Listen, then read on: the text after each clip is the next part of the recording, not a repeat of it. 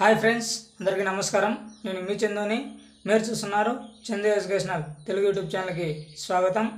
AP రాష్ట్ర వ్యాప్తంగా ఎవరైతే రేషన్ కార్డు ఉన్నవారు మరియు ఆధార్ కార్డు ఉన్నవారికి భారీ నుంచి అతి భారీ శుభవార్త కల్పించడం జరిగింది. మనకు చూసుకుంటే ఏపీ రాష్ట్ర వ్యాప్తంగా ఎవరైతే ప్రజలు ఉన్నారో వారందరూ రేషన్ కార్డులు మరియు కొత్త పింఛన్లు డిసెంబర్ 2వ తేదీ నుంచి 28వ తేదీ వరకు అప్లై చేసుకోవచ్చని మన ఏపీ రాష్ట్ర ప్రభుత్వం అనేది చెప్పడం జరిగింది. కాకపోతే సచివాలయంలో ఏపీ రాష్ట్ర వ్యాప్తంగా మాకు కొత్త రేషన్ కార్డులు మరియు కొత్త పెన్షన్లకు సంబంధించి మాకు ఎటువంటి ఆప్షన్ ఇవ్వలేదు అని సచివాలయం సిబ్బంది తెలియజేయడం జరిగింది. దానికి కారణము ఏమనగా కొత్త రేషన్ కార్డుల్లో మనకి చాలా వరకు పేర్లు అనేది తీసేయడం జరిగింది.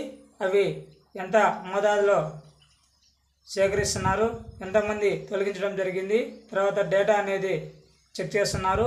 ఇకపోతే పెన్షన్ సంబంధించి బోగస్ పెన్షన్లు అనేటివి తొలగించడం జరుగుతుంది. దానివల్ల మనకి కొత్త పెన్షన్లు మరియు కొత్త రేషన్ కార్డులకు సంబంధించి టైం అనేది పడుతుంది.